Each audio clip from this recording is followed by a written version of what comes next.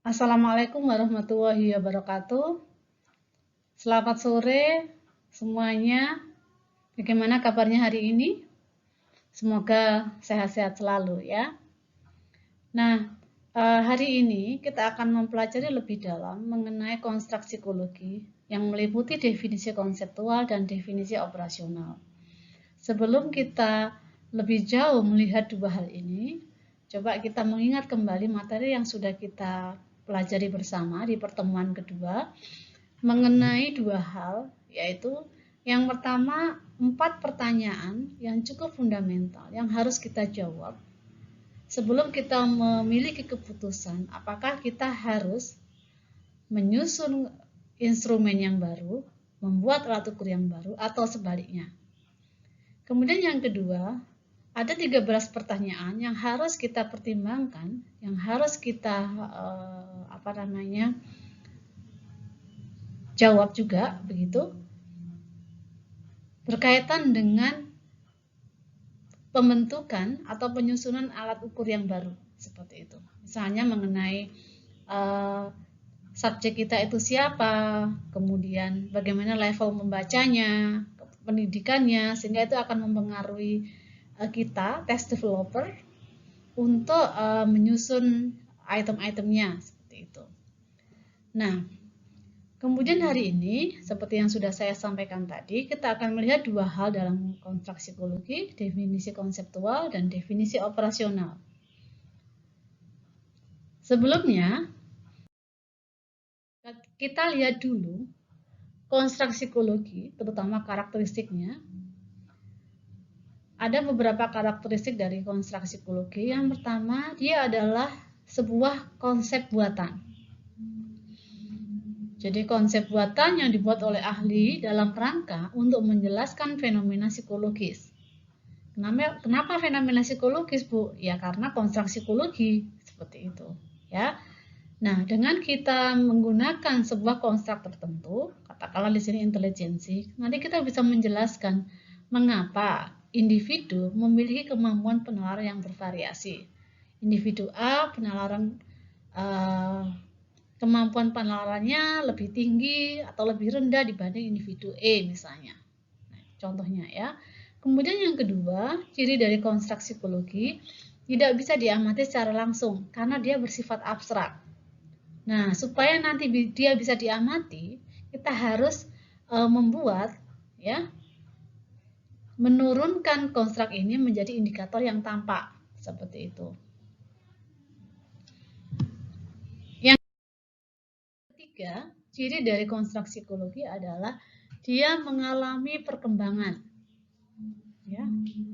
Karena dia bersifat konseptual, maka konstruk psikologi mengalami perkembangan. Nah, saya kasih contoh di sini konstruk self efficacy. Siapa anak psikologi yang tidak familiar dengan konstruk ini ya, dengan term ini? Ya, saya kira Anda sudah tahu semua ya. Nah, konstruk ini pertama kali dikenalkan oleh Bandura di tahun 1970. Ya, Bandura mengenalkan self efficacy di tahun 1970. Nah, mungkin Anda sudah lupa gitu ya, atau lupa-lupa ingat apa sih namanya self efficacy. Self efficacy itu adalah kepercayaan individu akan kemampuannya untuk sukses dalam melakukan sesuatu. Jadi kita sudah punya kepercayaan gitu, apakah saya mampu untuk sukses, untuk bisa melakukan sesuatu apa enggak gitu ya. Nah, kemudian di tahun 1995 Martin dan teman-temannya mengembangkan drug avoidance self efficacy ya. Jadi si Martin ini mengembangkan alat ukur yang didasarkan pada konsep self efficacy Bandura ya. Tetapi konteksnya adalah drug avoidance seperti itu. Jadi kalau kurang lebih gambaran secara umum adalah kemampuan individu. Self efficacy, drug avoidance self efficacy adalah kepercayaan individu akan kemampuannya untuk selalu bisa menghindari drugs. Nah, kan seperti itu ya. Kemudian Martin yang lain di tahun 1985 itu mengembangkan entrepreneurial self-efficacy. Jadi self-efficacy dalam bidang entrepreneurship, kewirausahaan, ya. Kemudian ada computer self-efficacy, jadi self-efficacy dalam kemampuan menjalankan komputer, ya. Ada juga academic self-efficacy, self-efficacy dalam bidang akademik seperti itu, ya. Oke, saya lanjutkan. Nah, setelah kita mengetahui karakteristik dari konstruk psikologi, sekarang kita akan menentukan definisi konseptual dari konstruk psikologi. Katakanlah kemarin kita sudah menentukan ya konstruk A misalnya, atau konstruk yang sudah saya tentukan kepada masing-masing kelompok. Ini adalah hal-hal yang harus kita lakukan, menentukan definisi konseptual atau mengidentifikasi definisi konseptual dari sebuah konstruk. Nah, saya ambil contoh di sini adalah konstruk arousal procrastination. Arousal itu kan pembangkitan ya. Ini Anda mendapatkan ini di psikologi dasar gitu ya. Kalau nggak salah ini pernah diperkenalkan seperti itu. Ada dua definisi di sini yang diberikan. Yang pertama oleh William dan Nguyen gitu ya, bahwa arousal prokrastinasi adalah satu jenis penundaan di mana individu dengan sengaja menunda pekerjaan sampai detik-detik pengumpulan, sehingga dalam mengerjakan tugasnya dia akan merasakan sensasi berpacu dengan waktu. Kemudian definisi yang lain ya oleh Ferrari, arousal prokrastinasi adalah salah satu jenis penundaan di mana dalam mengerjakan tugasnya individu secara sengaja menunggu hingga batas waktu deadline dengan tujuan memperoleh kepuasan akan sensasi yang diperoleh dalam mengerjakan tugas tersebut. Nah, ini sebenarnya kalau kita lihat dua teori ini kan ada benang merahnya ya. Nah, nanti di dalam di dalam menuliskan ya, itu kita tuliskan satu saja ya. Kita bisa membuat definisi sendiri yang di dalamnya termuat definisi dari tiga tokoh ini seperti itu ya, sehingga nanti citasinya ada dua tokoh di sini, Ferrari dan Wilson dan Nguyen seperti itu. Nah, jadi tidak perlu ditulis satu-satu. Kalau misalnya ada definisi konseptual yang mirip, kita jadikan satu. Nanti citasinya siapa saja yang kita citasi kita masukkan di dalam citasinya seperti itu. Gitu ya. Nah, kemudian setelah kita menentukan nih, kita tahu definisi konseptualnya. Langkah selanjutnya adalah kita akan menentukan definisi operasional dari sebuah konstruk. Nah, pertanyaannya mungkin begini, kenapa Bu kita perlu membuat definisi operasional? Ini dalam rangka untuk berkaitan dengan bagaimana cara mengukur konstruk tersebut. Ya. Apa iya Bu perlu diukur? Iya, kalau kalian penelitian variabel X sama Y misalnya, kemudian untuk pengambilan data, berarti kan harus diukur konstruknya. Nah, itu makanya kita perlu definisi operasional. Ya. Nah, sebelum kita lihat hal-hal apa saja yang berkaitan dengan definisi operasional atau operationalization concept begitu, kita akan yang perlu kita harus pahami bahwa definisi operasional ini berkaitan erat dengan definisi konseptual seperti itu. Ya. Nah, nanti akan kita lihat contohnya lebih lanjut gitu ya. Nah, ada beberapa hal yang berkaitan dengan definisi operasional gitu ya. Ini mungkin pertanyaan-pertanyaan yang sering muncul ketika peneliti menyusun definisi operasional. Yang jelas yang pertama, barang apa sih itu definisi operasional gitu ya. Kemudian untuk apa dibuat definisi operasional? Ya mungkin sudah saya singgung tadi. Yang ketiga, siapa yang akan menentukan atau yang menyusun definisi operasional itu? Yang keempat, apakah definisi operasional dapat berbeda pada sebuah konstruk tertentu? Pertanyaan terakhir, bagaimana cara kita menyusun definisi operasional atau menentukan definisi operasional? Tuh ya. Kita lihat satu-satu. Kita mulai dari definisi operasional ya. Ada dua pengertian yang saya ambil dari dua tokoh. Yang pertama dari Sutrisno Hadi. Pak Tris ini memberikan definisi mengenai operationalization konsep itu adalah pemberian arti batasan pada sebuah konstruk atau variabel dengan memberikan rincian kegiatan yang harus dikerjakan peneliti untuk mengukur variabel tersebut. Kemudian yang kedua dari Kerlinger di tahun 95 memberikan pengertian tentang definisi operasional adalah melekatkan arti pada suatu variabel dengan cara menetapkan kegiatan atau tindakan yang digunakan untuk mengukur variabel tersebut. Dengan kata lain, definisi operasional merupakan spesifikasi kegiatan atau tindakan yang perlu untuk mengukur variabel tersebut. Ya. Saya lanjutkan.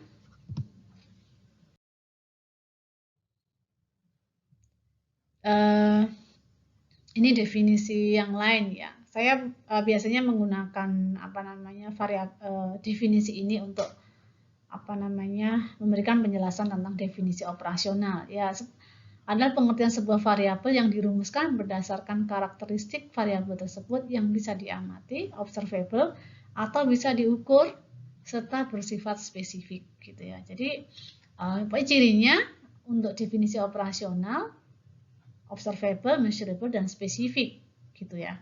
Nah ini nanti konsep konstruknya sama nggak Bu? Ya sama. Jadi konstruk itu nanti akan meliputi dua hal, konseptual dan operasional. Ya, seperti itu. Kemudian pertanyaan selanjutnya, siapa yang menentukan definisi operasional? Yang menentukan adalah peneliti itu sendiri atau test developer. Ya. Jadi peneliti atau test developer yang menyusun dan menentukan definisi operasional yang paling relevan bagi variabel yang ditelitinya atau konstruk yang akan diukur. Maksudnya yang relevan di sini kita harus lihat dong konstruk kita, konstruknya apa, kemudian definisi konseptualnya seperti apa, sehingga kita benar-benar tepat membuat definisi operasional gitu ya. Kemudian apakah definisi operasional dapat berbeda pada sebuah konstruk tertentu? Nah, konstruknya sama, definisi operasionalnya bisa berbeda nggak Bu? Bisa saja, gitu ya. Seperti tema yang saya berikan kepada Anda, satu kelas ada 3 atau 4 tema, satu tema bisa dikerjakan oleh 3 kelompok atau 4 kelompok. Nah, bisa jadi antar satu kelompok dengan kelompok yang lain ya, itu konstruknya sama ya. Definisi konseptual, nanti definisi operasionalnya juga bisa berbeda seperti itu ya. Nah, coba kita lihat, jadi apa sih yang membuat definisi operasionalnya berbeda ya? Karena konseptual yang kita acu itu berbeda gitu ya. Misalnya di sini contoh konstruknya emotional eating. Nah, Feinstein ini menekankan, mengartikan emotional eating sebagai kecenderungan untuk makan yang banyak dalam rangka untuk merespon emosi negatif seperti kecemasan ya. Tetapi Cardy di tahun 2015 memperluas konsep ini ya, bahwa yang namanya emotional eating itu overeat tidak hanya pada emosi yang negatif, tapi juga pada emosi yang positif seperti. Nah, ini kan berbeda. Ya, berarti nanti konsepnya aja berbeda, otomatis nanti definisi operasional juga berbeda seperti itu. Oke, kita lanjutkan. Nah, bagaimana cara kita menentukan definisi operasional? Karena kenapa ini saya highlight gitu ya di bagian ini? Banyak sekali teman-teman di skripsi itu membuat definisi operasional kurang tepat, kurang operasional gitu ya, tidak measurable dan observable dan tidak spesifik juga gitu ya. Atau kadang-kadang malah sama dengan definisi konseptual ya. Jadi berbeda gitu ya. Nah, ada beberapa cara untuk menyusun definisi operasional. Ya. Ada beberapa cara, saya pikir, saya yakin di luar 3 cara yang saya berikan ini, ada cara yang lain. Silakan Anda menggunakan cara yang mana, terserah. Sepanjang itu muncul 3 karakteristik tadi, measurable, observable, dan spesifik. Seperti itu. Ya. Nah, 3 cara yang saya berikan di sini ada 3. Yang pertama adalah definisi operasional bisa dirumuskan berdasarkan proses apa yang harus dilakukan agar variabel yang didefinisikan itu terjadi. Nah, saya ambil contoh di sini konstruk intensitas penggunaan media sosial. Apa itu definisi operasional? Bagaimana definisi operasionalnya? Konsumsi individu terhadap berbagai macam media sosial minimal 3 jam sehari dalam waktu 2 bulan berturut-turut. Nah, mungkin pertanyaannya seperti ini. Ini ya, ini kan proses ya bagaimana sebuah kegiatan itu terjadi gitu ya, atau didefinisikan. Nah, pertanyaan bagaimana Bu, kok di situ muncul definisi operasionalnya tentang intensitas penggunaan media sosial ya? Kenapa 3 jam sehari dalam waktu 2 bulan berturut-turut? Nah, ini saya dapatkan ya dari teori tentang intensitas penggunaan media sosial. Nah, jadi ketika menyusun definisi operasionalnya tidak ngawur ya, tetapi semua dasarnya adalah konseptual seperti itu. Jadi ada korelasi, ada relevansi antara definisi operasional dengan definisi konseptual seperti itu. Kemudian contoh yang kedua, definisi operasional itu bisa dirumuskan berdasarkan dimensi-dimensi pada sebuah variabel.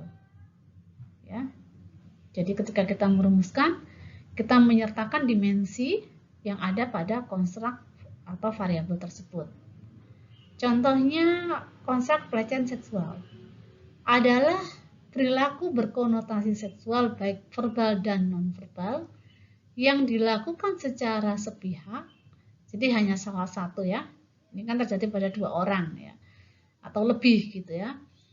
Dan tidak diharapkan serta menyinggung orang yang menjadi sasaran, ini korbannya, sehingga menimbulkan reaksi negatif seperti malu, marah, dan benci. Nah, seperti itu. Ya, ini kan jadi dimensinya itu untuk yang konstruk ini verbal dan nonverbal. Kemudian metode yang ketiga, ini masih contoh ya dengan pada cara yang kedua. Contohnya adalah kesejahteraan psikologis atau psychological well-being adalah kondisi subjek yang ditandai dengan adanya perasaan bahagia, mempunyai kepuasan hidup, dan tidak ada gejala-gejala depresi yang meliputi self-acceptance, positive relation with others, autonomy, environmental mastery, purpose in life, and personal growth.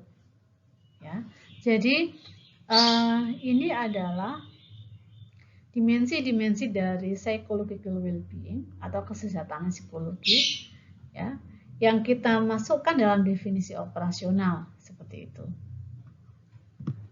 Kemudian ini adalah cara yang ketiga, metode yang ketiga. Kita mendasarkan pada karakteristik atau ciri dari konstruk tersebut. Ya.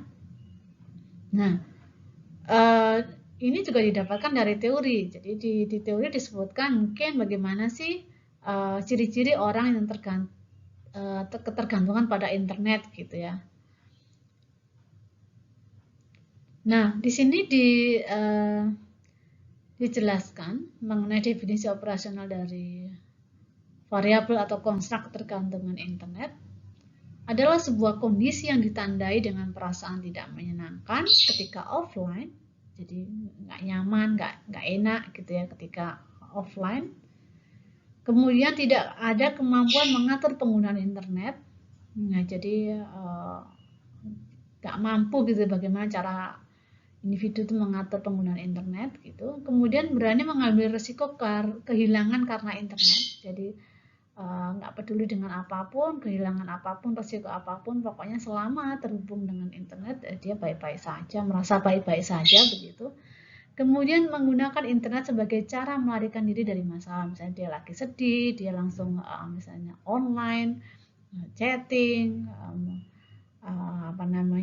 menggunakan Instagram atau bikin status di di Facebook dan sebagainya.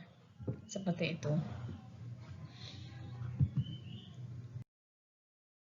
Nah, jadi itu adalah beberapa hal terkait dengan konstruk, yaitu definisi konseptual dan definisi operasional, di mana dua definisi ini saling berkaitan.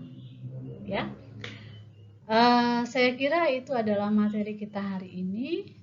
Silakan menuliskan di komentar jika ada pertanyaan, ya, atau semacam menambahkan, mungkin Anda bisa memberikan contoh dan sebagainya. Terima kasih, saya tutup. Assalamualaikum warahmatullahi wabarakatuh.